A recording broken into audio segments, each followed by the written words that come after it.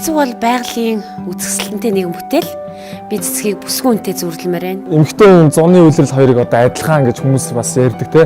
Настаа усуу тэгээд гомдохороо бороо шүүлж баярлахаараа цэцэг шиг дэлгэрдэг гэдэг. Охиныхоо би цэцэгтэй зүйрлдэг штеп. Би бол нэгдүгээрт тансаг гэдэг үгээр цэцгийг илэрхийлнэ. Тэр их гоё одоо тансаг үнэр, тэр гоё өнгөнүүд те. Тэндээс бол үнэхээр маш их гоё таашаалыг авдаг. Улаан сарнаг хайр дурлалын бэлэгдэл ч юм уу, ягаан сарнаг найз нөхөрлөлийн үзэсгэлэн гоогийн ч гэдэг юм уу. Зарим нэг хүмүүс ингэж ярьж байгааг би сонссон л доо. Цэцэг хүнд бэлгэлээд яах юм бэ? 1 хоноод өгч чинь, 2 хоноод өгч чинь ямар ч хэрэггүй. Тэрүүн дор мод зүгээр одоо мөнгөний өгч эсвэл хэрэгтэй зүйлийг аваад өгчий гэж ярьж байгаа тохиолдлуудыг би бас цөөнгөө сонсч ирсэн. Гэхдээ тэр бол 1 хоноод өгнө үү, 2 хоноод өгнө үү миний хувьд бол надад бол миний бодлоор хамаагүй. Цэцэг өгвөл гоё цээжин доторх өгтэйгээ хамт хэлэхэд л миний найз хүн зүгээр надад биеийн заавад өгсөн юм шиг л тийм гэж гоё их баярлдаг. Цэцэг гэдэг нь өөрөө бэлэг бүхний хамгийн дээд юм болов. Амар романтик сэтгэл хөдлөгдөг. Дотны хүндэл хүн барьдаг бэлэг юм болов гэж боддог. Ер нь ямар ч хүний баяртай жаргалтай мөчийг цэцэггүйгээр төсөөлөх аргагүй. Яг тэр цэцэг тэр хүнд бэлгэлж яах яг тэр акшн л ахиж эзэж ирэхгүй шүү дээ. Хүн баярлуулах тав, хүнээс уучлалт гуйх тав, одоо хүнд сайхан юм болоход нь тохиолдоход нь одоо бэлгэлэхдээ хүмүүс ер нь хөвчлэн цэцгийг сонгодог шүү дээ. Одоо Монгол бас манай гоё хөгжиж шүү дээ. Одоо манай залуучууд маань хөгжиж чинь биеиндээ гоё цэцгийн баглааг бол бэлгэлдэг болж байна.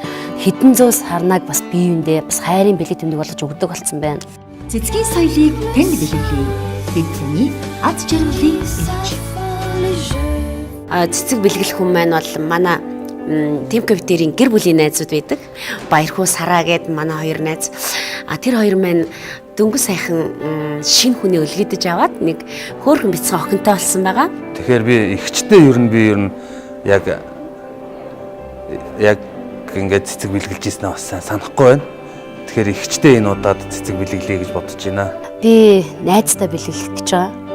Яагаад хүмүүс бас найзтай бэлгэлж байгаа юм бэ? Ээжтэй бэлгэлдэг юм болов уу гэж бодож л байгаа хэл та. Тэгэхээр манай найз сайхан төрсөн.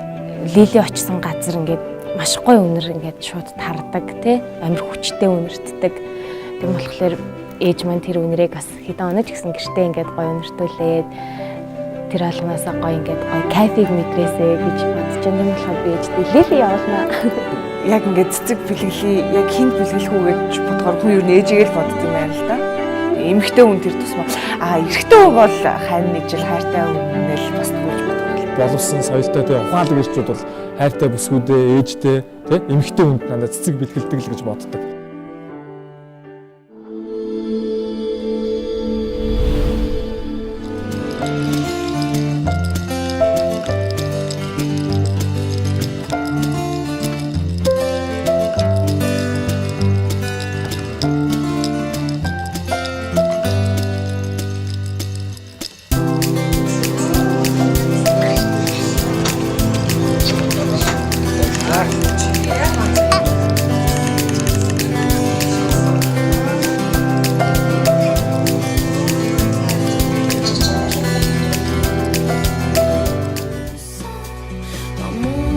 Эгийн харин мэд дэвшүүлээ. Бидний аз жаргалын элч. Ээжтэй маш их хайртай. Ээжигээ уртудаан аз жаргалтай сайхан амьдрахын төлөө өнөөдөр бас ингээд ажиллаж амьдраад явж байгаа. Тийм болохоор ээжээ би танд маш их хайртай шүү. Та миний хажууд зөнөө олон жил хамтдаа байгаарай гэж танаас хүсэж байна.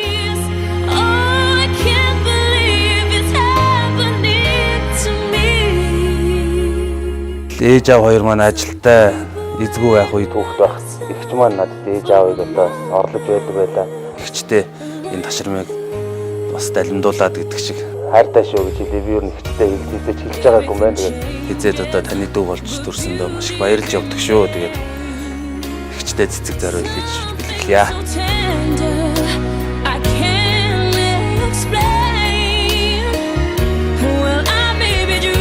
Сарада хөөрхөн бяцхан сувдыгаа өлгийдэн авсан баяр хүргээд найз чамд цэцэг илгээж авах шүү.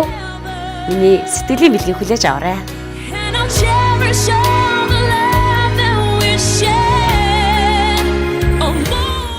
Ээжтэй амбач хэлгээд охин тандаа хайртай шүү. Охиныхоо үдээ зэрэгтэй явж байгаа мэдээж ирэх миний ээжийн тус охин тандаа хязгааргүй хайртай.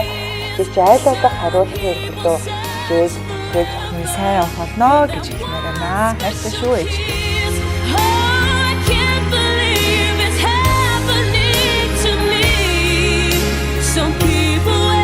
Бас тэрдээ ч юм уу тэр хүний сайхан чанарыг хадгалж мэддэг байгаад тэр л хүний найз юм болов гэж боддог.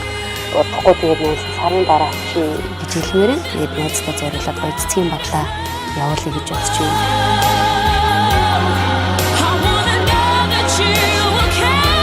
Тэгээд чамаараа би яг цэцэг шиг өөрийгөө насан туршдаа гоёноо. Чи бол миний хизээч одоо шаралж гамдахгүй тийм насан туршийн миний зүрхэнд орсон цэцэг юм шүү.